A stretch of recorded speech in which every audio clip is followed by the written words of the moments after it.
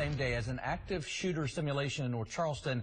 It's still going on right now at the North Charleston Coliseum. ABC News 4's Lara Rollo is there live with more on how Lowcountry officials are preparing for the worst. Lara?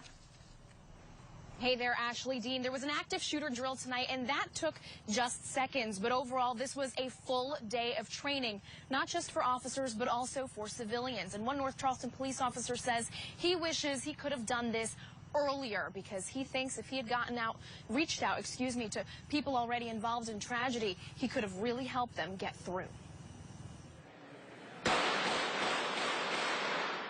Shots fired at the North Charleston Coliseum. This is a drill, but it mimics what police say could be a very real and very scary situation. If you don't prepare ahead of time, it's a very stressful situation. If you don't think about it ahead of time, you may not be able to muster up the strength to do that. Lieutenant Victor Buskirk says he realized this kind of training was necessary, not only for first responders, but also for civilians. In a big instance, we kind of dropped the ball with telling civilians what they can do, that they have a right to defend themselves, that they need to know their exits, they need to be able to get out of these venues. That's why we don't hone in on one exit. Big events in North Charleston mean crowds of thousands, but even in smaller crowds. And the Emanuel Church shooting really hit me hard because I'm a protector. And I'm supposed to keep stuff like that from happening. Right, because we want you to be empowered, and that's another thing that we've heard people tell us that, you know, I don't feel helpless about this anymore. This is now the next iteration of the training that we need to do to make sure that we are a self-actualized facility. Frank Lapsley, the general manager of these facilities, says his staff has already undergone training.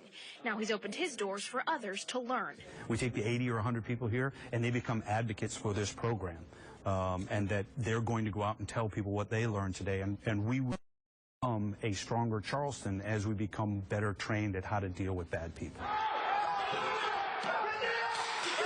A very long day of training, from civilian training to safety seminars, and now this. They're going to engage the threat, and they're going to neutralize the threat. That's what we train for. That's what we are trained to do. In this case, all the hostages are safe.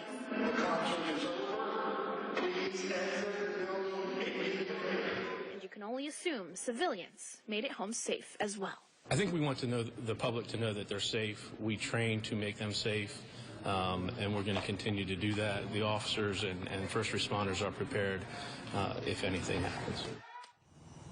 And this actually has just recently wrapped up. The participants include North Charleston Police, North Charleston Fire, the Sheriff's Office here in Charleston County, as well as state agencies. And some of the civilian organizations, who took part include the Stingrays, the River Dogs, Volvo Stadium, and much, much more. Lara Rollo, ABC News 4.